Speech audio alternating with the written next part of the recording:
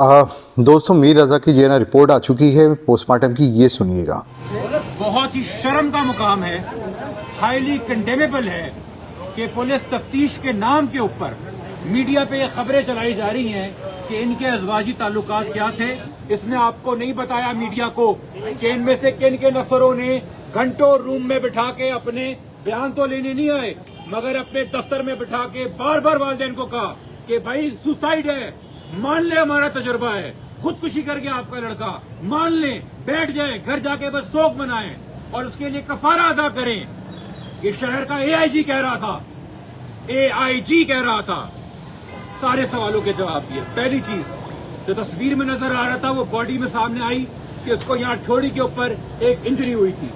दूसरी चीज उसकी आंखें का एरिया इतना कंप्रेस और धसा हुआ था कि जैसे जब शुरू की तस्वीर में वो फूला हुआ था और अब बिल्कुल ही खत्म हो चुका था कि जैसे उसके चेहरे और आंख के ऊपर शायद कोई गैर कुदरती मवाद डाला गया है। इसलिए उसके चेहरे के ऊपर से सैंपल्स लेके भेजे गए हैं स्किन के लैब के लिए कि बताया जाए कि अगर इसमें किसी किस्म के केमिकल ट्रेसेस मिल रहे हैं कि नहीं।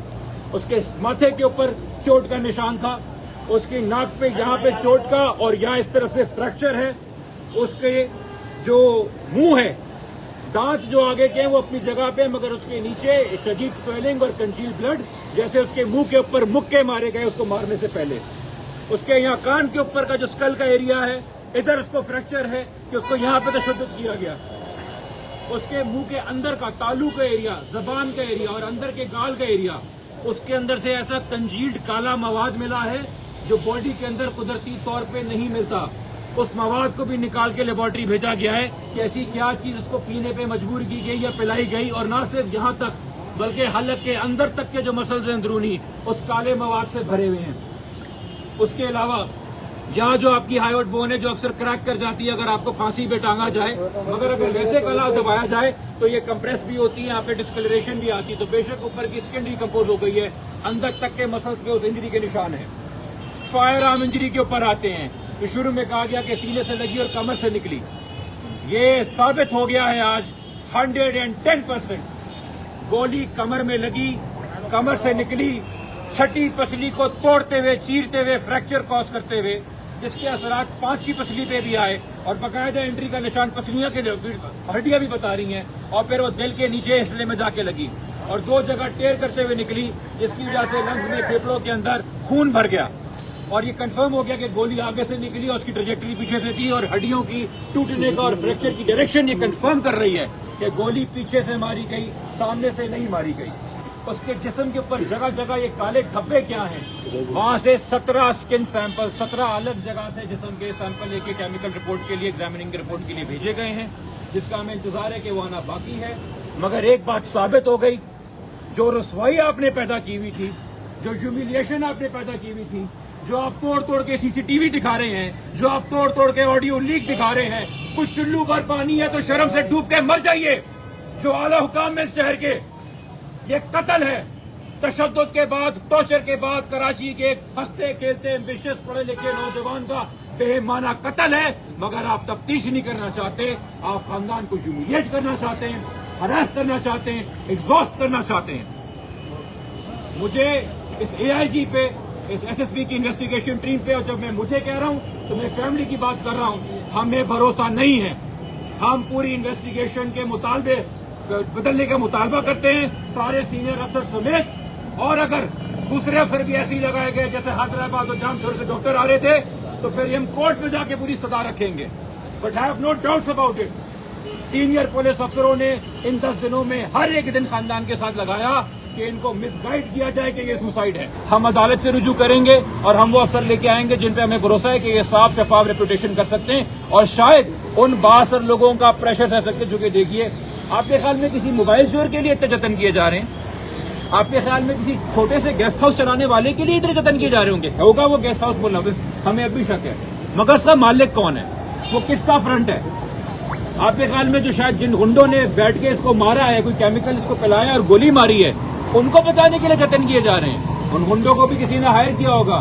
किसी ने अगर इससे भत्ता लेना था या करोड़ों का तवान लेना था तो वो थोड़ी तशद्दुद करने आएगा। उसके पास इतने वसाइल होंगे कि वो हायर करेगा वो लोग तशद्दुद कर रहा था कि मैं कल की सुबह नहीं देखूंगा, मुझे 3 करोड़ रुपए दे दो। तो उसको पता चल गया था कि ये लोग जालिम हैं, ये जाबिर हैं, ये मौत भी ऐसे देंगे जो अजियतनाक होगी। इनसे कह सकता हूँ कि ये आईजी और एआईजी को पता है, मुझे तो नहीं पता। जो दिफा कर रहे हैं उनको पता है ना किसको बचा रहे हैं, तो उनसे पूछिए बराए मेरे को। जी दोस्तों, जैसे कि आपने ये सुना कि जो इनके जिब्रान थे यार, हेड ऑफ, मैं सलूट पेश करता हूँ ये जिब्रान साहब को, और जो मेडिकल बोर्ड था जो कोर्ट की तरफ से ये नासाइन हुआ था, मैं उनको सलूट पेश करता हूँ कि यार कि वो बिल्कुल भी ये ना पीछे नहीं हटे, और उन्होंने ये ना बड़ी ही दिलेरी से जो है ना सिस्टम को जो है ना सामना किया उन्होंने, और इस रिपोर्ट को, इस पोस्टमार्टम को जो है ना यानी लेकर आने के लिए। और मेडिकल टीम सही है, उनके ये बारे में मैं कहूँगा कि यार बहुत ही दिलेर लोग हैं, जो पता था उनको कि ये ना इसके पीछे क्या है, क्या मामला है और क्या चीज़ें वो फेस कर सकते हैं, फिर भी उन्होंने ये ना इस चीज़ को जो है ना पोस्टमार्टम को किया। और उस बच्चे के साथ देखें यार कितना बड़ा जुल्म हुआ है यार, कितना जुल्म हुआ है उस बच्चे के साथ यार, क्या गुजरी होगी माँ बाप के ऊपर। जो आप देख रहे होंगे प्रेस कॉन्फ्रेंस में जो पीछे माँ बाप खड़े हुए थे, तो किस तरह से उनके ये ना फेसेस थे कि यार बच्चे उस बेचारे के साथ यार थोड़ी के ऊपर ये ना मैंने उसकी फ्रैक्चर मिला, उसकी नाक की हड्डी की तरफ उसको चोट, और कुछ केमिकल उसको पिलाया गया, उसकी स्किन के ऊपर जलाया गया यार, केमिकल पिलाया गया जो उसकी बॉडी से चीज़ें मिली हैं, उसकी अंगूठा जो है ना इंजर्ड था, उसका गला, क्या बात है यानी क्या क्या क्या चीज़ें बताऊँ मैं आपको, आपने पूरी ये ना देखी होगी। लेकिन इस बच्चे के साथ बहुत जुल्म हुआ है, और मैं कराची की आवाम के बारे में कहूँगा, अगर ये सोशल मीडिया या भी अपना जो कराची की जो यंगस्टर हैं ये लोग अगर नहीं खड़े होते सही है, तो मेरे ख्याल से ये केस इतना हाईलाइट नहीं होता। सिर्फ़ और सिर्फ ये जो मीर रज़ा का केस इतना हाईलाइट हुआ है, उसका रीज़न ही ये है कि सोशल मीडिया और जो हमारी यूथ थी वो जो है ना इसके ऊपर आके जो है ना खड़े हुए, और हर जगह जो है ना उनके पेरेंट्स के साथ जो है ना सपोर्ट किया। और जिब्रान साहब, मैं अगेन आपको जो है ना सलूट पेश करूँगा कि यार आपने बहुत ज़बरदस्त काम किया है।